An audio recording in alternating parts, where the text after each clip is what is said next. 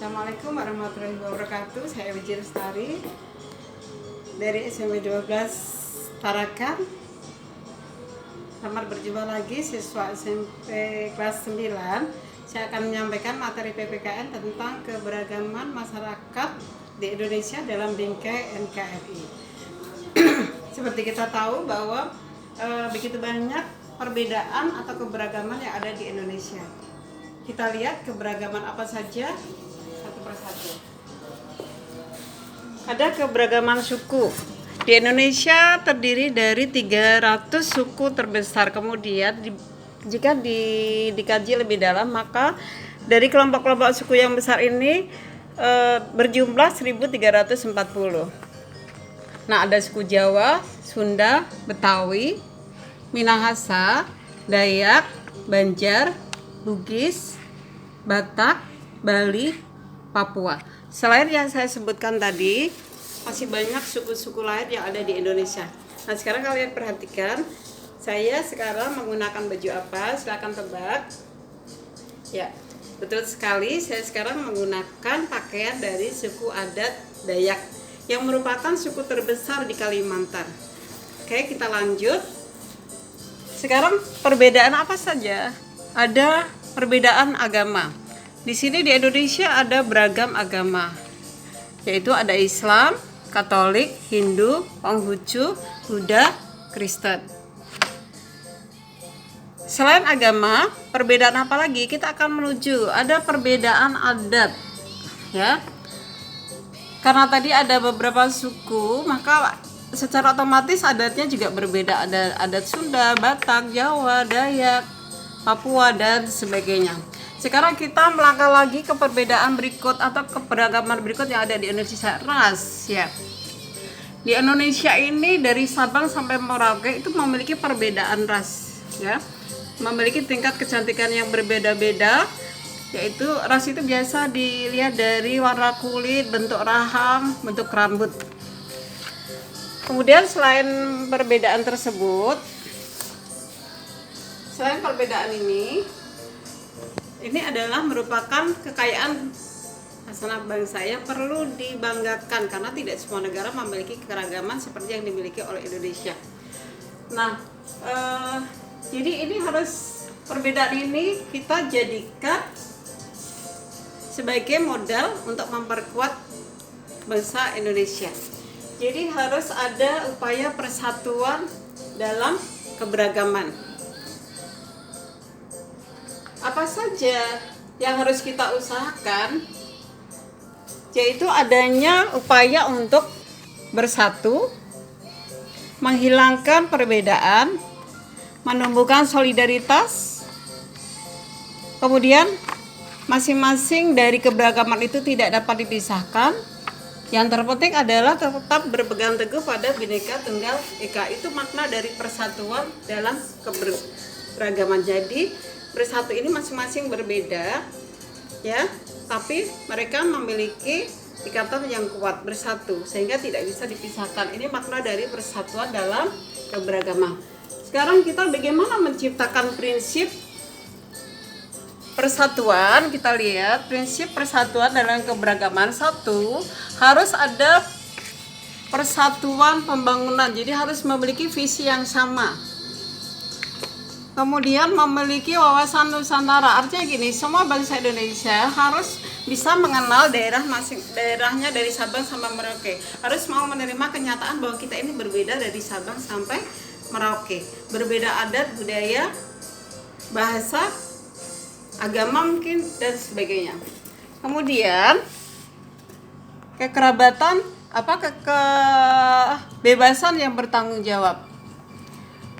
Karena di Indonesia memiliki berbagai macam adat, otomatis dalam segi berpikir, dalam segi berperilaku juga ada perbedaan pendapat. Jadi di sini harus ada kebebasan yang bertanggung jawab. Semuanya memiliki kebebasan tapi tetap pada koridor sesuai dengan norma yang berlaku. Kemudian nasionalisme, harus membangun rasa cinta terhadap tanah air. Dan yang terpenting lagi, saya perlu ingatkan, kita harus selalu berpegang pada semboyan kita, yaitu Bhinneka Tunggal ikat.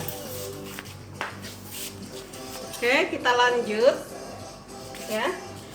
Kemudian dari keberagaman ini maka akan bisa memunculkan konflik ya. Kalian boleh tebak konflik apa saja mungkin muncul. Konflik yang mungkin muncul misalnya di antara ras, antar golongan, antar agama, antar suku.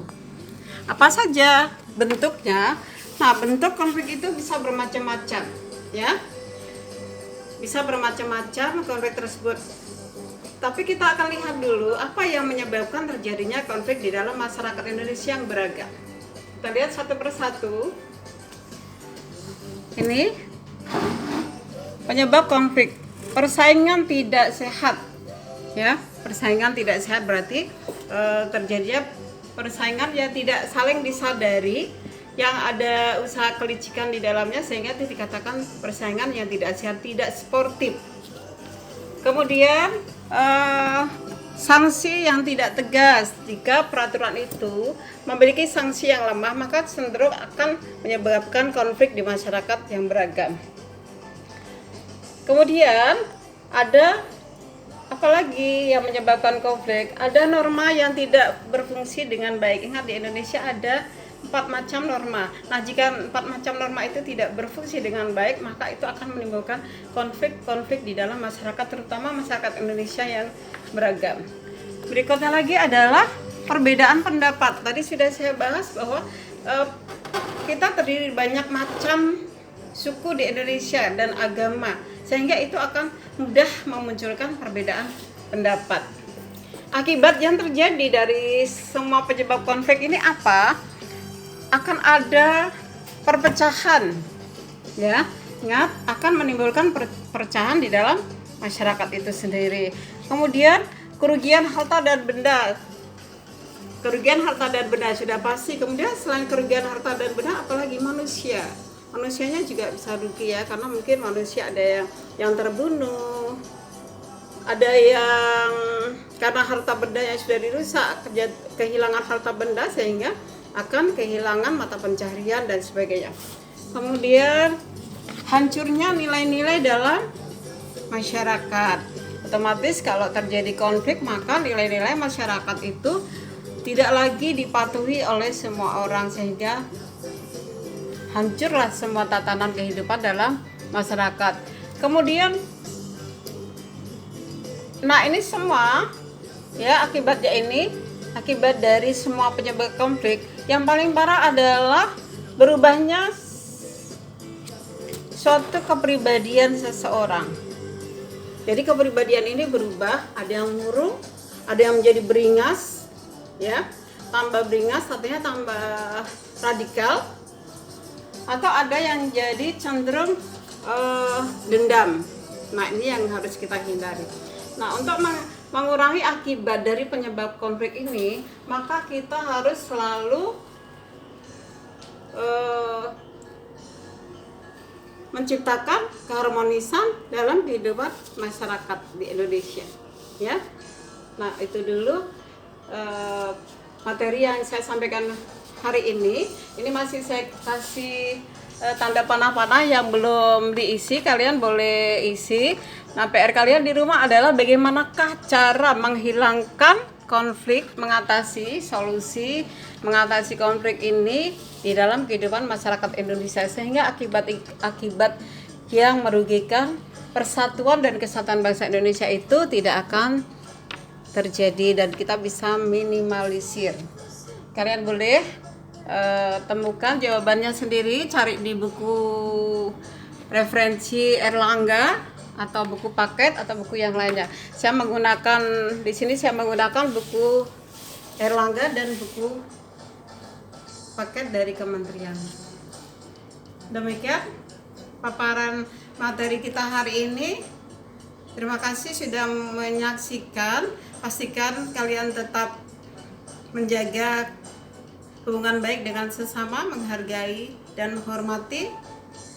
Jangan lupa tetap menjaga lingkungan agar selalu nyaman dan indah. Assalamualaikum warahmatullahi wabarakatuh. Salam literasi.